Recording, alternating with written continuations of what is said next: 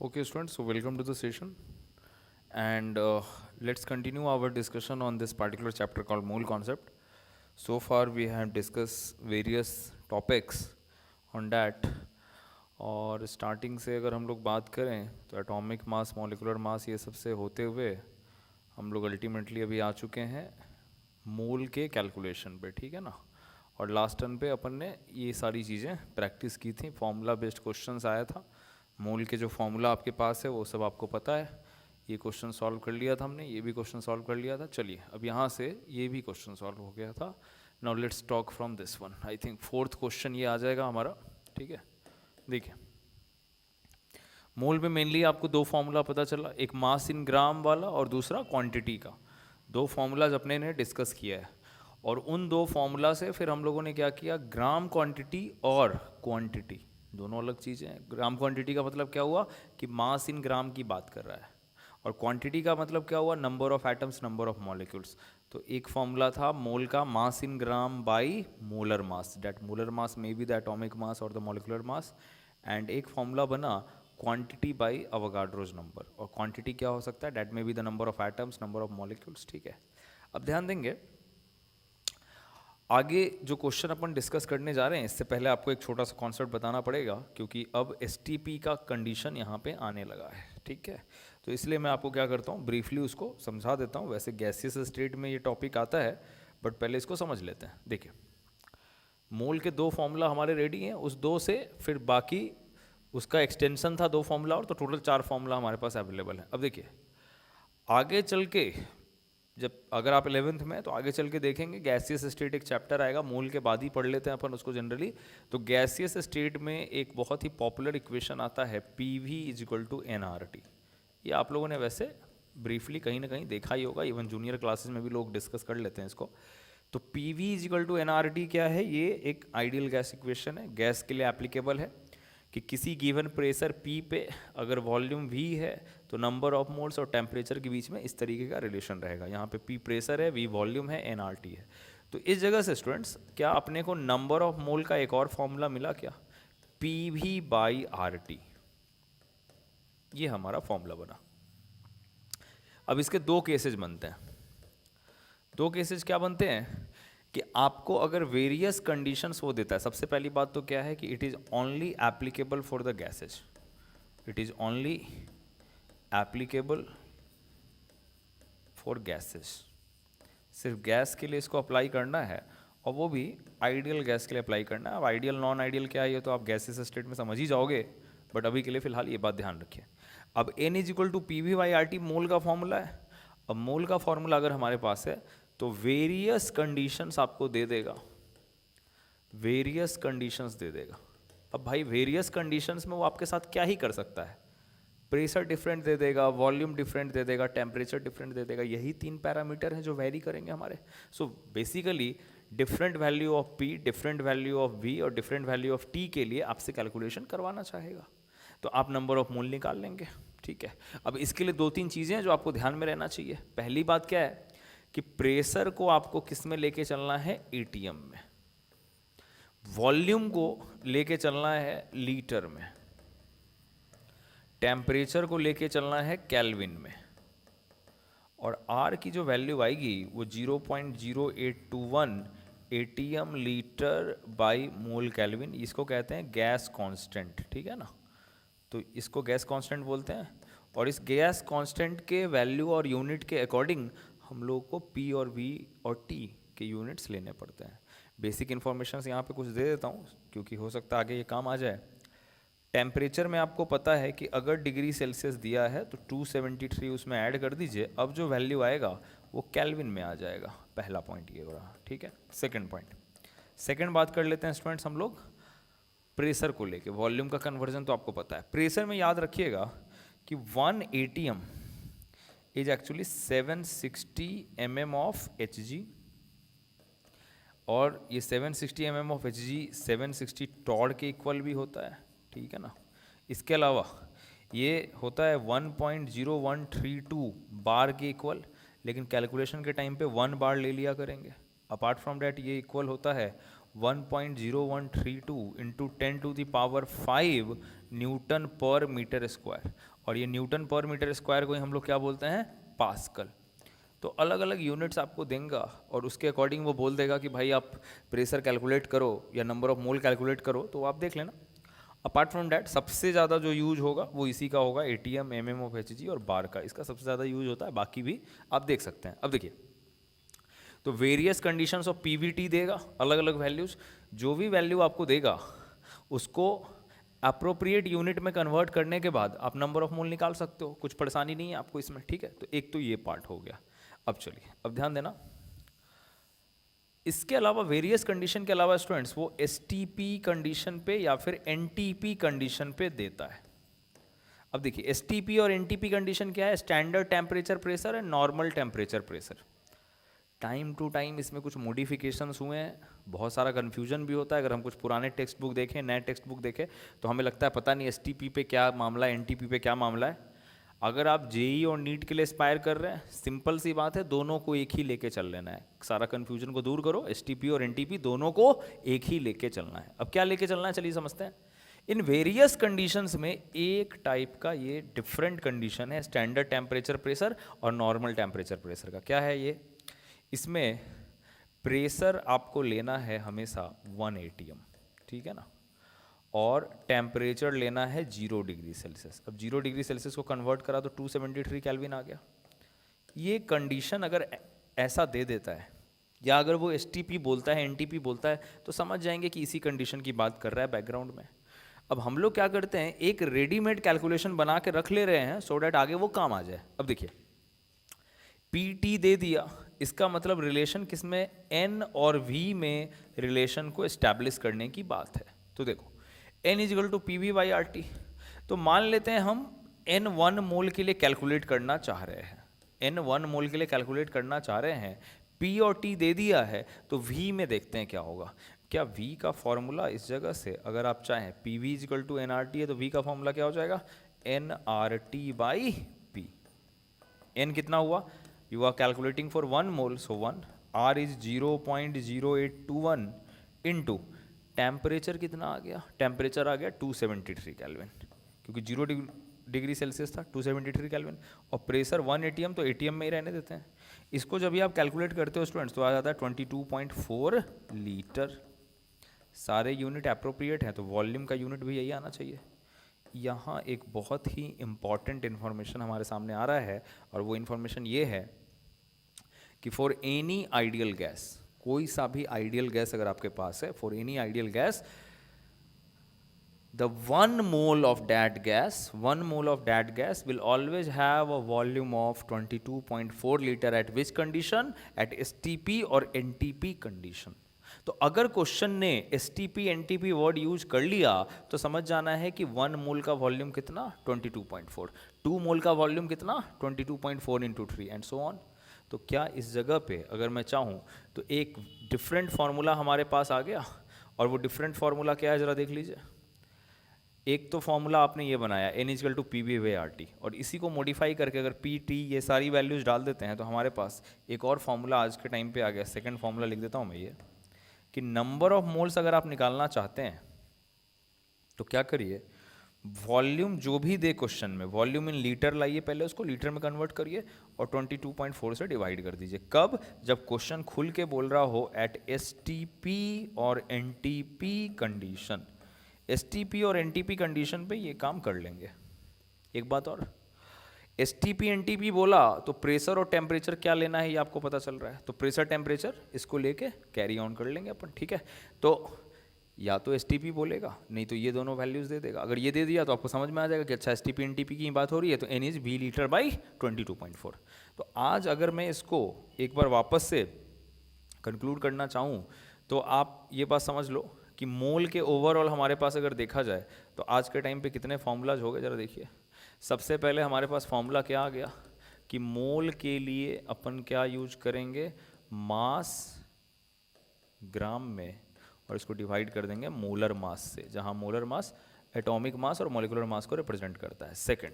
Second हमारे पास मोल का ही formula आया, और वो फॉर्मूला क्या आया कि गिवन क्वांटिटी जो आपके पास है उसको Na से डिवाइड कर दीजिए, ठीक है ना, ये आ गया हमारे पास। और इसके बाद अगर हम लोग बात करें तो अभी अभी हम लोगों ने देखा जो थर्ड फार्मूला हमारे पास आया था, अभी जो हमारे पास थर्ड फार्मूला आया वो क्या आया, P V equal to N R T के according N is equal to P V by R T, और इसी का मॉडिफिकेशन फोर्थ फार्मूला क्या आया, N is equal to volume in litre by 22.4। अब इसको आप मास के टर्म्स में, क्वांटिटी के टर्म्स में, बाकी जो रिलेशंस हैं इनको फिर आप एक्सटेंड कर सकते हैं बाकी के टर्म्स में, तो वो अलग केस है। तो मेनली अपने को इन फॉर्मूलाज का यूज करना है, ठीक है। तो मोल का अब ओवरऑल एस्पेक्ट आपका कंप्लीट हो गया। इसके बाद अभी एक और एस्पेक्ट बचा हुआ है जिसको अभी थोड़े टाइम बाद डिस्कस करेंगे, वो है कंसंट्रेशन टर्म्स का।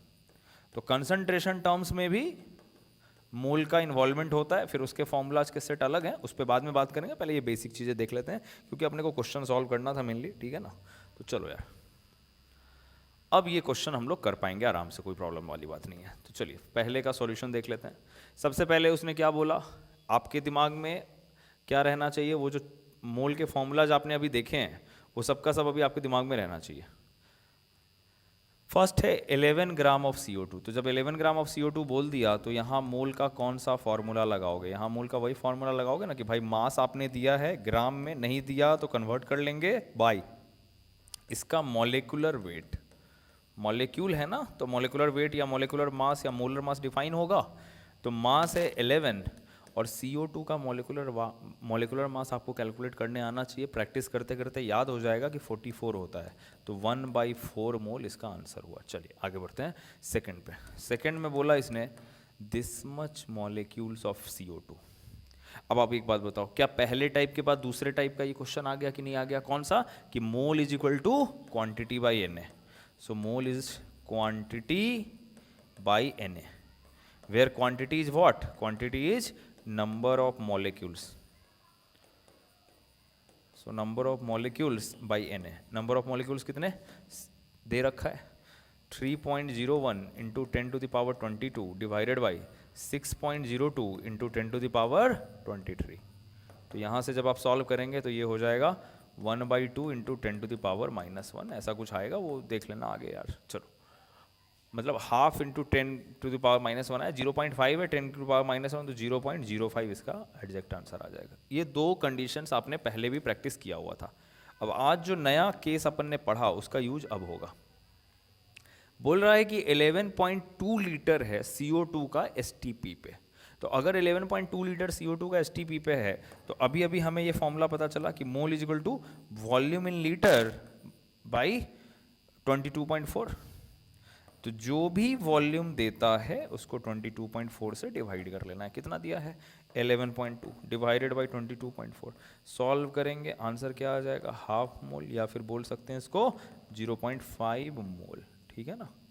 तो ये आंसर्स आ गए। देखिए मोल के जो 3 फॉर्मूलाज आपने पढ़े तीनों का यूज हो गया। इसी में एक और केस आ सकता था कि वो आपको टेम्परेचर और प्रेशर का अलग अलग कंडीशन दे देता। तो अगर अलग कंडीशन देता तो फिर इस फॉर्मूला से काम नहीं चलता। ये फॉर्मूला आया कहाँ से है, PV इक्वल टू NRT से, तो वहाँ से फिर आप इसको सॉल्व कर पाते, ठीक है ना। चलो ये हो गया, आगे बढ़ जाते हैं स्टूडेंट्स। ये सब समझाया मैंने आपको, STP NTP condition, answer verify कर लोगे, ठीक है। आगे बढ़ दो।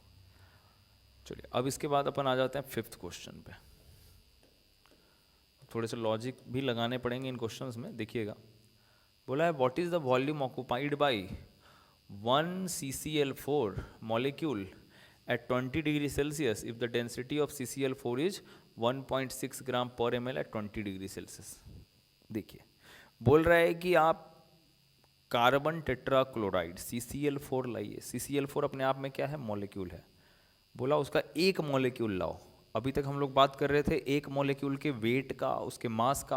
अब ये क्या बात कर रहा है, अब ये बात कर रहा है एक मॉलिक्यूल के वॉल्यूम का, कि एक मॉलिक्यूल का उसका वॉल्यूम क्या है। तो जरा देखिए, एक मॉलिक्यूल का वॉल्यूम निकालना है, एक टेम्परेचर दे दिया उसने 20 डिग्री सेल्सियस और डेंसिटी दिया हुआ है।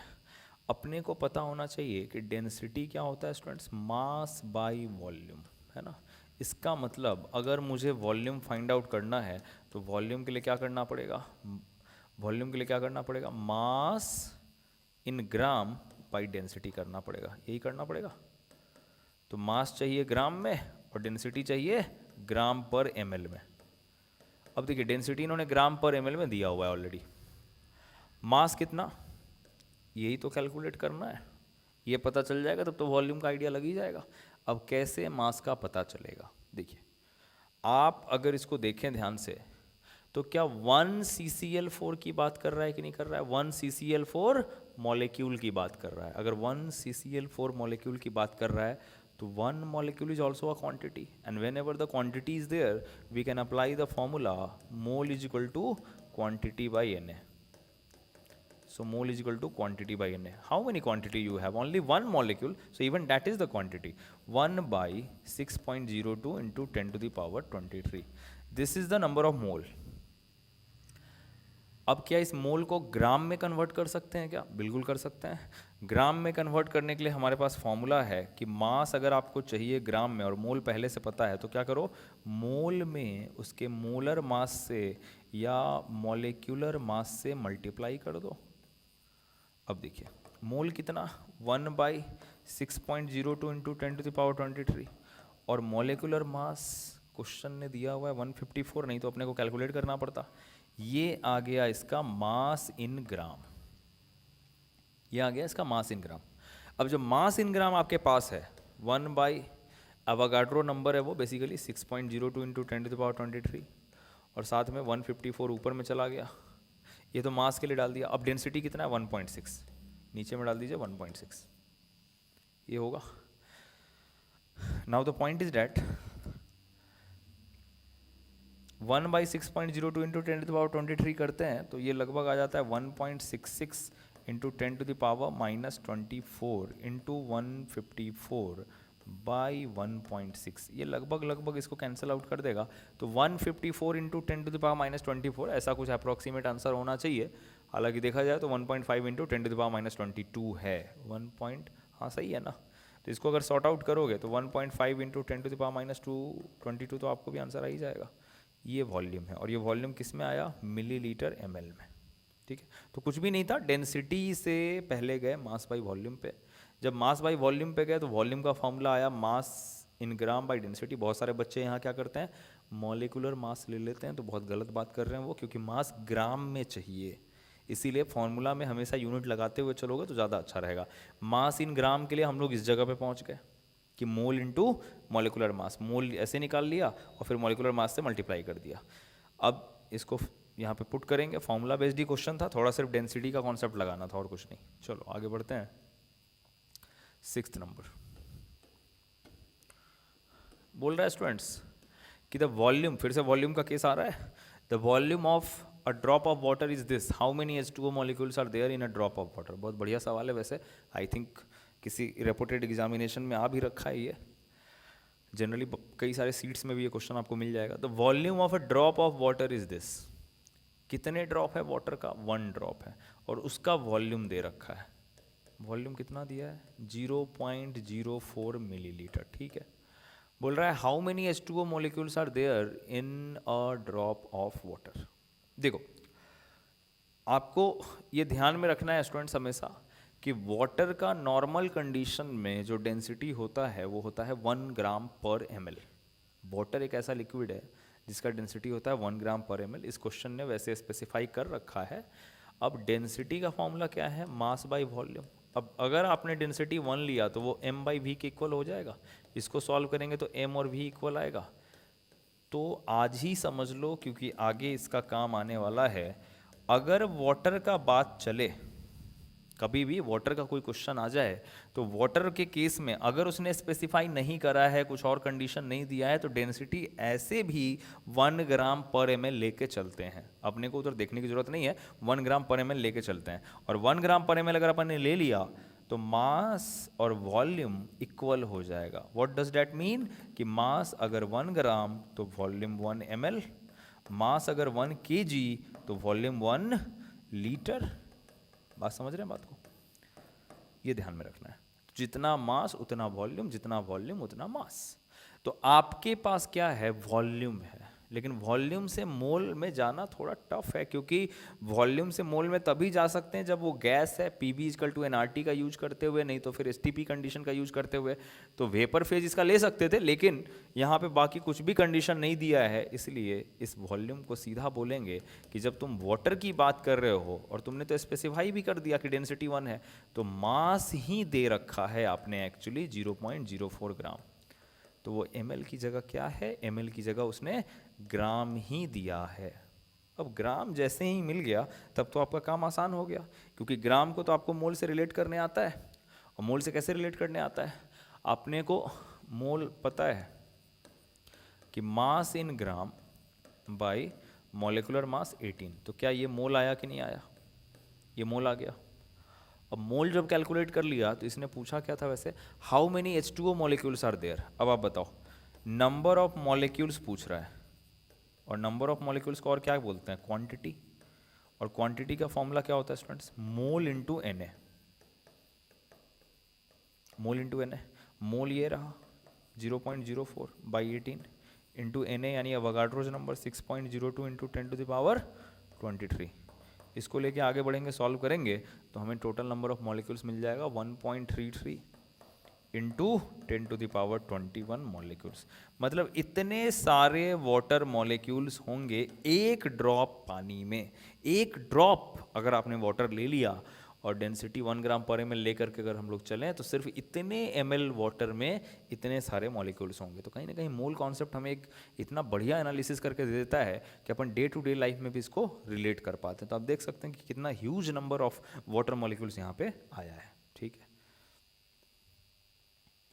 चलिए इसके बाद क्वेश्चंस मोल के बेसिस पे हम लोगों ने नॉर्मल कर लिए। अब दूसरे टॉपिक में चलते हैं। मोल के एक राउंड और अपन क्वेश्चंस करेंगे, जिसमें थोड़े से और अच्छे लेवल के क्वेश्चंस लूंगा। अभी पहले बेसिक मैंने आपको समझा दिया, अब थोड़ा सा बात कर लेते हैं स्टूडेंट्स परसेंटेज कंपोजिशन का, क्योंकि स्टार्टिंग में इसके क्वेश्चंस भी आपको मिल जाते हैं। ध्यान दीजिएगा, परसेंटेज कंपोजिशन में कुछ भी नहीं करना है, बड़ी सीधी सी बात है।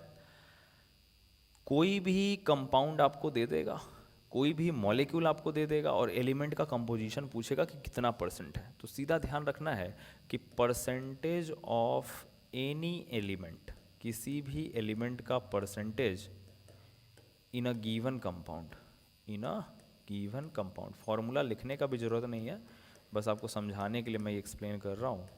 Percentage of any element in a given compound is weight of that element, जिसका निकालना है, by total weight, by total weight into 100। इसका यूज किया करेंगे अपन। ऐसे भी बेसिक मैथमेटिक्स है यार, कि कोई भी सब्जेक्ट का पेपर हुआ, उसमें मान लो कि वो अगर 100 मार्क्स का, वो मान लो कि 50 मार्क्स का पेपर था, और 50 मार्क्स में तुम्हें आ गए 15 मार्क्स, तो 15 बाई 50 इंटू 100 ऐसे निकालोगे कि नहीं निकालोगे, कि टोटल कितना 50, मेरा कितना आया 15, तो परसेंटेज आप निकाल पाओगे। वैसे ही काम करना है बेसिकली। अब जैसे देखिए, कोई भी मॉलिक्यूल आप कंसिडर करते हो, जैसे मान लो कि CO2 है, जैसे मान लो H2SO4 है, जैसे मान लो HNO3 है, मान लो H2O है, तो एक बात तो कन्फर्म है कि ये सबके सब तो प्योर सब्सटेंस है, इसमें इनके अलावा तो कोई मिलेगा नहीं। मतलब आप कार्बन डाइऑक्साइड जो लाएंगे, उस कार्बन डाइऑक्साइड में कार्बन ही मिलेगा और ऑक्सीजन ही मिलेगा। दोनों के जितने भी परसेंटेज होंगे, दोनों मिला के 100, क्योंकि carbon dioxide is composed of carbon and oxygen only, उसके अलावा तो कोई है नहीं। H2SO4 में भी हाइड्रोजन, सल्फर, ऑक्सीजन, HNO3 में भी हाइड्रोजन, नाइट्रोजन, ऑक्सीजन। इसी तरीके से H2O, तो H2O का एग्जांपल मैं ले लेता हूँ। मान लो H2O दिख रहा है अपने को, अब किसी ने बोला कि H2O में कौन ज़्यादा है, हाइड्रोजन का परसेंटेज ज़्यादा है कि ऑक्सीजन का परसेंटेज ज़्यादा है, तो ऐसा नहीं कहेंगे कि 2 हाइड्रोजन इसलिए वही ज़्यादा है, या इस वाले केस में ऐसा नहीं बोलेंगे कि ऑक्सीजन 4 है इसलिए वही ज़्यादा है। नहीं, मास के बेसिस पे देखना पड़ेगा कि जो H2O का मास बन के आ रहा है, उसमें हाइड्रोजन का कितना कंट्रीब्यूशन और ऑक्सीजन का कितना कंट्रीब्यूशन। तो देखिए, परसेंटेज ऑफ हाइड्रोजन अपन ने निकाला, तो परसेंटेज ऑफ हाइड्रोजन जब निकालेंगे तो यहाँ पे क्या आएगा, वेट ऑफ दैट एलिमेंट, मतलब H का मास बताना है। तो H का मास कितना हो जाएगा, how many elements are there, 2 into hydrogen का मास कितना होता है 1। तो क्या ये total mass of that element है कि नहीं, जिसका आप परसेंटेज निकालने जा रहे हो, by total weight of that compound या ऑफ दैट मॉलिक्यूल। उस मॉलिक्यूल का वेट अब देख लो कितना है, तो उस मॉलिक्यूल का वेट बेसिकली है अपने पास H2O है तो 18 इंटू 100। तो क्या ऐसे इसका परसेंटेज निकलेगा कि नहीं निकलेगा? परसेंटेज ऑफ ऑक्सीजन अगर निकालना होता तो weight of oxygen 16 by total weight 18 into 100 ऐसे करते नहीं करते? पहली बात, जब हमें इन्हीं दोनों का निकालना है, हाइड्रोजन का कंपोजिशन अगर पता चल जाए तो ऑक्सीजन अपने आप अपने को आइडिया लग जाएगा, 100 में से माइनस कर लेंगे। लेकिन अभी समझाने के हिसाब से मैं सॉल्व कर रहा हूँ, तो ये आया 100/9, इसको देखेंगे तो ये आ जाएगा 11.11% के आसपास आ जाएगा। इस तरीके से इसको सॉल्व करेंगे तो ये आ जाएगा 88.89%। और क्या दोनों को मिला के 100% हो रहा है कि नहीं हो रहा है? हो रहा है। तो ऐसे करके आपको कोई भी सब्सटेंस दे देगा और उस सब्सटेंस में परसेंटेज पूछ लेगा, तो बेसिकली अपने को यही काम करना है। इस वे में आप कैलकुलेट कर पाएंगे कि परसेंटेज कितना होता है, और इस परसेंटेज के बेसिस पे फिर आगे चल के हम लोग डिस्कस कर पाएंगे इंपीरिकल एंड मॉलिकुलर फॉर्मूला का, ठीक है ना। तो ये आपको पहले आइडिया लगना चाहिए कि परसेंटेज कैसे फाइंड आउट होता है, और परसेंटेज के बेसिस पे फिर इंपीरिकल एंड मॉलिकुलर फॉर्मूला के बारे में अपन डिस्कस करेंगे, ठीक है। तो अभी इतना आप सेट करिए, क्वेश्चन प्रैक्टिस करिए, ठीक है। तब तक के लिए कंक्लूड करते हैं सेशन को। Thank you.